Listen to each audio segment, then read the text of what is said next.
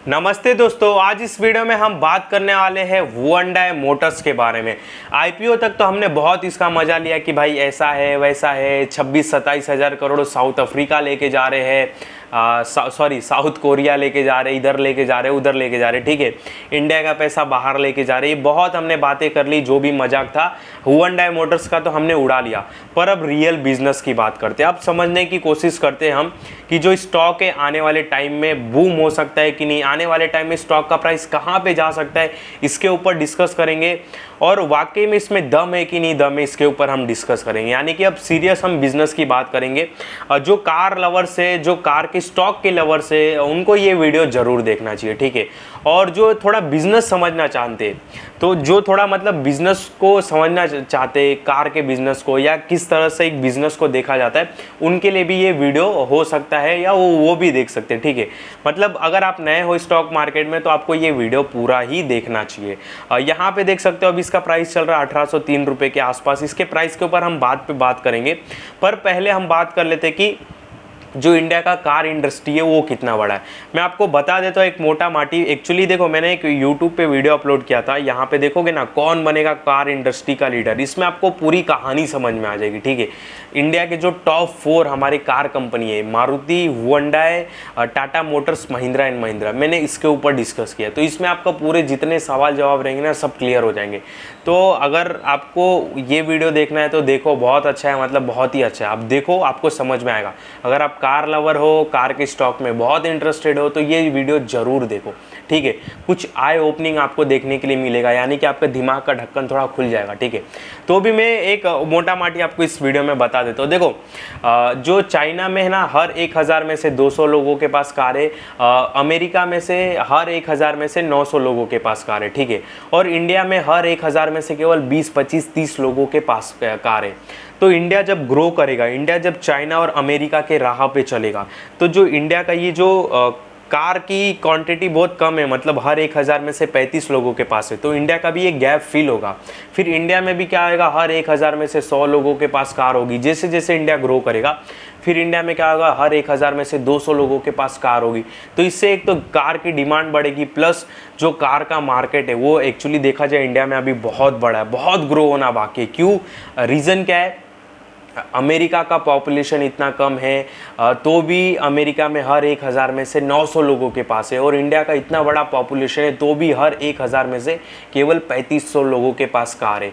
तो ये जो अमेरिका और इंडिया का जो गैप है, जब ये फिल होगा, तो जो कार के बड़े बड़े लीडर है, जैसे Tata Motors, Mahindra and Mahindra, Maruti Suzuki, Hyundai motor, इनको बहुत बेनिफिट होने वाला है, ठीक है। पर ये जो 4 कंपनी ना, उसमें से कौन सी जो सबसे अच्छी कंपनी, जिनको ज़्यादा बेनिफिट होगा, ये वीडियो देखो, कौन बनेगा कार इंडस्ट्री, उसमें समझ में आ जाएगा। पर हम स्पेशली आज हुंडई मोटर्स के ऊपर बात करने वाले, लॉन्ग टर्म के हिसाब से देखने वाले। देखो, ये टाटा मोटर्स और महिंद्रा से आगे हुंडई मोटर्स। अब आपको बात को मानना पड़ेगा। रीज़न क्या है, मैं आपको वो भी बता देता हूँ, इसकी कैपेसिटी भी दिखाऊंगा, टेंशन मत लो। हुंडई मोटर्स टाटा मोटर्स और महिंद्रा से क्यों आगे, मैं आपको बता देता हूँ ऊपर से। बहुत डिटेल में जानना है तो ये वाली वीडियो देखो। जो महिंद्रा एंड महिंद्रा है, जो भी उसका सेल्स आता है, वो जो मान लो उसका सेल्स आता है, मान लो कि महिंद्रा एंड महिंद्रा का 100 रुपये का सेल्स आ रहा है, जितना सेल्स आ रहा है जाके देख लो, एग्जाम्पल के लिए बता रहा हूँ। महिंद्रा एंड महिंद्रा का मान लो 100 रुपये का सेल्स आ रहा है, तो उस 100 रुपये में से 50 रुपया महिंद्रा को टेक महिंद्रा से आता है, महिंद्रा हॉलीडे से आता है, स्वराज इंजन से आता है, तो अदर बिजनेस से भी आता है। तो जो महिंद्रा है वो प्योर कार प्लेयर नहीं है, ठीक है, क्योंकि उनका रेवेन्यू जो दिखाई देता है महिंद्रा एंड महिंद्रा के स्टॉक में, ठीक है। यहाँ पे अगर मैं बात में ग्रो में दिखा देता हूँ, महिंद्रा एंड महिंद्रा, अभी महिंद्रा एंड महिंद्रा यहाँ पे हमने स्टॉक सर्च किया तो हमको क्या समझ में आता है कि ये प्योर एक कार का स्टॉक है, ठीक है। इनको जो भी ये रेवेन्यू आ रहा है अराउंड 37,000 करोड़ का, ठीक है। क्वार्टरली जो रेवेन्यू आ रहा है, मैं ईयरली कर देता हूँ, ठीक है। तो हम रेवेन्यू जब देखते हैं महिंद्रा एंड महिंद्रा का, तो हमको क्या रेवेन्यू दिखाई देता है, 1,41,000 करोड़ का रेवेन्यू इनका आ रहा है कार बिजनेस से। पर नहीं, इसमें से जो वो 40-41,000 करोड़ का रेवेन्यू है ना, वो उनको टेक महिंद्रा से भी आ रहा है रेवेन्यू, ठीक है। वो उनको स्वराज इंजन से आ रहा है, ठीक है। वो उनको महिंद्रा हॉलीडेज से आ रहा है, इनके अदर बिजनेस से भी आ रहा है, वो भी ऐड होके दिखा रहा है इसमें। तो ये प्योर कार प्लेयर नहीं है, ठीक है। तो हुंडई मोटर्स के टक्कर में तो ये हट जाता है। एक बात मानो, आप वो देखो पूरी, आपको समझ में आ जाएगी, ठीक है। तो इंडियन मार्केट में ये प्योर कार प्लेयर नहीं है, एक बात ध्यान दो, ठीक है। इनका जो पूरा रेवेन्यू आ रहा है वो केवल कार बिजनेस से नहीं आ रहा है, वो अदर बिजनेस से भी आ रहा है, तो ये प्योर कार प्लेयर नहीं हुई। पहला तो ये हट गया।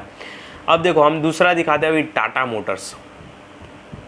टाटा मोटर्स का अगर मैं आपको एक चीज़ दिखाऊँ ना, रेवेन्यू लेके जाता हूँ ईयरली, इसका जो रेवेन्यू देख रहे हो ना टाटा मोटर्स का, अराउंड 4,43,000 करोड़। ये रेवेन्यू जो दिख रहा है ना हमको 4,43,000 करोड़। अब लोगों को क्या लगेगा कि इंडिया के मार्केट से ना टाटा मोटर्स 4,43,000 करोड़ का रेवेन्यू कमा रहा है, पर एक्चुअल पिक्चर क्या है, इसमें से अराउंड 3,20,000, प्रॉपर नंबर नहीं हो सकता, मतलब थोड़ा आगे पीछे हो सकता है, 3,20,000 30,000 करोड़ का जो रेवेन्यू आ रहा है वो बाहर के मार्केट से आ रहा है, JLR के बिजनेस से आ रहा है, जेगुआर लैंड रोवर जो बाहर के मार्केट से बेचते। तो अराउंड इनका जो बोल सकते हो कि 70% जो रेवेन्यू है वो बाहर के बिजनेस से आ रहा है। तो ये जो टाटा मोटर्स जो इंडिया के मार्केट में लिस्टेड है, ये जो आपको दिख रही है, हमको अभी क्या है यहाँ पे रेवेन्यू मैंने क्लिक किया तो कोई बोलेगा कि टाटा मोटर्स का रेवेन्यू बताओ, आप क्या बोलोगे, टाटा मोटर्स का रेवेन्यू है 4,43,000 करोड़, ठीक है। पर ये भी तो देखो, ये जो रेवेन्यू दिखाई दे रहा है ये इंडिया के मार्केट से नहीं आया है, इसने इंडिया के मार्केट को नहीं कैप्चर किया है प्योर, ये प्योर इंडियन कार प्लेयर नहीं है, ठीक है। ये बाहर के बिजनेस पे बहुत डिपेंड है, इसके वजह से इनका नेट प्रॉफिट बहुत अप एंड डाउन आता है, ठीक है। हम अभी केवल इंडिया के मार्केट की बात कर रहे हैं, इंडिया जो ग्रो होगा हम उस मार्केट की बात कर रहे हैं, ठीक है, हम बाहर की मार्केट की नहीं बात कर रहे, इस बात को समझो थोड़ा, ठीक है। अभी मैं केवल बात कर रहा हूँ उन स्टॉक की कार कंपनी में जो इंडिया के मार्केट को कैप्चर करके रखे, उनका पूरा रेवेन्यू इंडिया के मार्केट से आ रहा है, ठीक है। तो टाटा मोटर्स का अराउंड 60-70% रेवेन्यू बाहर के मार्केट से आता है, ठीक है। परफेक्ट फिगर मुझे नहीं याद, अगर आपको परफेक्ट फिगर जानना है तो ये कौन बनेगा कार इंडस्ट्री, उसमें जाके देख लो। रुको मैं अभी बता देता हूँ, टेंशन नहीं लो, नहीं तो बहुत लोग भाई गाली देंगे, बोलेंगे कुछ अता पता है नहीं, ऐसे ही बोलता है। देखो मैं अभी बता देता हूँ, रुक जाओ, ये देखो अब बात निकल गई तो बता ही देता हूँ। 4,83,000 करोड़ का इनका दिखा रहा है हमको साल का, ठीक है। यहाँ पे भी स्टैंड लोन करता हूँ तो इंडियन मार्केट से कितना रेवेन्यू आ रहा है, केवल इनको 74,000 करोड़ आ रहा है भाई, ये देखो कितना आ रहा है, केवल 74,000 करोड़। इस ये जो मैंने आपको रेवेन्यू दिखाया है, देखो, अरे यार ये क्या हो गया, इसको ओपन होने दो, हाँ ये देखो इनका ये जो रेवेन्यू है 4,43,000 करोड़ का, इसमें से जो 74,000 करोड़ ही इंडिया का रेवेन्यू है। अगर मैं 4 लाख, एक सेकेंड ना, इस टाटा मोटर का मैं अभी कहानी ख़त्म कर देता हूँ। 4 लाख, हाँ इतना ही है ना, 1,61,000 से, हाँ 74,000 करोड़ इनको बाहर के मार्केट से आ रहा है, समझ रहे हो। मतलब इस 4,83,000 करोड़ के रेवेन्यू जो ये यहाँ पे हमको शो हो रहा है इंडिया के स्टॉक मार्केट के, ये इसमें हमको ग्रो में, इसमें से जो 3,70,000 करोड़ का रेवेन्यू है वो बाहर के मार्केट से आया। आप बात को समझो, इन्होंने इंडिया के मार्केट से नहीं कमाया। तो इंडिया के मार्केट से कौन कमा रहा है, वो कमा रहा है मारुति और हुंडई मोटर्स। आज हम केवल हुंडई मोटर्स की बात करें, वो सेकंड नंबर की हमारी कंपनी है इंडिया की, ठीक है। तो समझ गए, टाटा मोटर्स भी प्योर कार प्लेयर नहीं है इंडियन मार्केट में, बात को समझो, ठीक है, नहीं तो बहुत लोग गाली देने लगेंगे मेरे को। अब यहाँ पे आते हैं हम हमारे हुंडई पे, देखो ये हुंडई मोटर्स देख रहे हो। अगर मैं इसका भी दिखाता हूँ, मैं आपको दिखाता हूँ, ये देखो वी स्टैंड लोन करूँगा ना, किधर गया, वी स्टोन लेन किया तो देखो इनका जो रेवेन्यू है इंडिया के मार्केट से 68,000 करोड़ है। वी कंसोलिडेट करता हूँ तो देखो उतना ही सेल्स है, मतलब सेल्स उनका उतना ही है। वी स्टैंड लोन और वी कंसोलिडेट क्या होता है आप यूट्यूब पे जाके देख लो, आपको समझ में आ जाएगा, ठीक है। तो ये प्योर कार के मार्केट, इंडिया के कार मार्केट में घुसा हुआ है, ठीक है। और ये दोनों से आगे, महिंद्रा से भी आगे है और उनसे भी आगे है, टाटा मोटर्स से भी आगे। कैपेसिटी में बात करो, मार्केट शेयर में बात करो, किसी में बात करो, अगर मैं हुंडई मोटर्स का दिखाऊँ कैपेसिटी, तो पर एनम इनकी कैपेसिटी कार बनाने की है 8,20,000। यहाँ पे अगर मैं टाटा मोटर्स की कैपेसिटी दिखाने की कोशिश करूँ तो, रुक जाओ पहले महिंद्रा का देख लो, महिंद्रा की कैपेसिटी है 5,88,000। तो कैपेसिटी के मुकाबले में भी बहुत पीछे है महिंद्रा एंड महिंद्रा। और अगर मैं टाटा मोटर्स की आपको दिखाने की कोशिश करूँ तो टाटा मोटर्स किधर गया, हाँ टाटा मोटर्स की कैपेसिटी है इंडियन मार्केट में 2,50,000 पर एनम व्हीकल बनाने की। तो कैपेसिटी के मुकाबले में भी हुंडई मोटर्स से पीछे है महिंद्रा एंड महिंद्रा और टाटा मोटर्स दोनों। और जो दोनों मैंने स्टॉक बताए प्योर इंडिया के कार के मार्केट को कैप्चर नहीं किए, तो हुंडई को तो ये टक्कर दे ही नहीं सकते अभी तक जो करंट सिचुएशन चालू है, ठीक है। तो हुंडई सेकंड नंबर की है, मारुति के बाद इसका ही नंबर आता है। और मुझे लग रहा है कि जो इंडिया की जो ग्रोथ होगी कार मार्केट में, जो कार का मार्केट है उसमें हुंडई बहुत मज़ा लेने वाला है यार। एक बात मानो, आप समझो, अगर मैं इसके बैलेंस शीट की भी दिखाऊं बात, तो अभी तक तो देखो इसका 2021 तक का दिख रहा है। बैलेंस शीट काफ़ी साफ़ सुथरा है। नेट प्रॉफिट में कुछ टैक्स में अप एंड डाउन नहीं है। 1800 करोड़ से नेट प्रॉफिट बढ़ के 2900 करोड़ हो गया।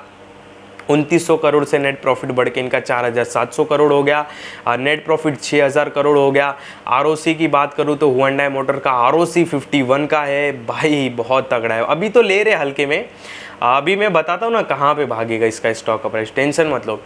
यहाँ पे अगर मैं किधर गया, ये तो क्वार्टरली है।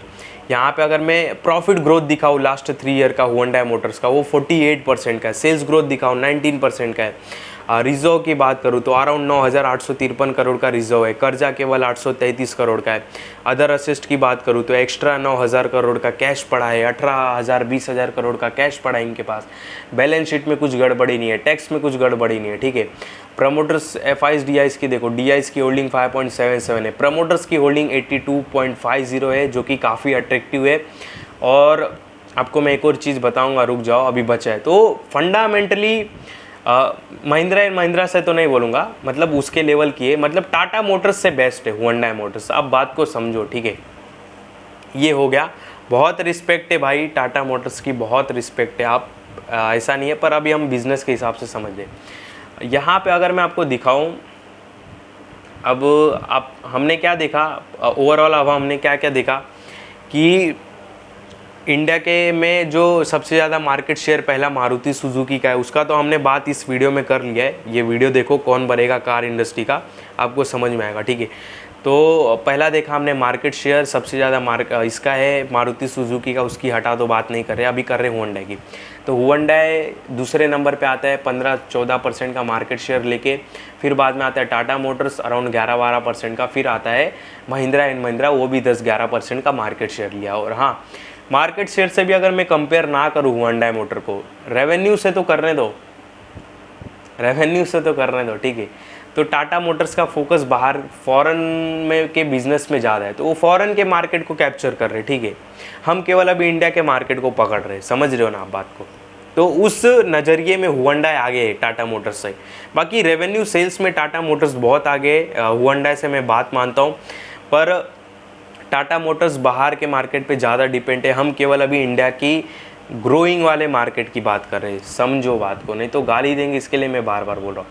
अभी मैं आपको एक चीज़ दिखाता हूँ, देखो इसमें प्रमोटर्स की होल्डिंग कितनी, अराउंड 82.50। सेबी का एक रूल है, जो भी कंपनी स्टॉक मार्केट में लिस्टेड होती है 2 साल 3 साल के अंदर, मुझे डेट नहीं याद, पर मिनिमम 2 साल के अंदर उनको अपनी प्रमोटर्स की होल्डिंग 75% तक लेनी होती है। मतलब प्रमोटर्स अपनी होल्डिंग 75% से ज़्यादा नहीं रख सकता, उससे कम ही रखना पड़ता है उनको, ठीक है। उससे कम कितना भी रखे चलेगा, पर 75% से ज़्यादा नहीं रखे, ये एक रूल है सेबी का।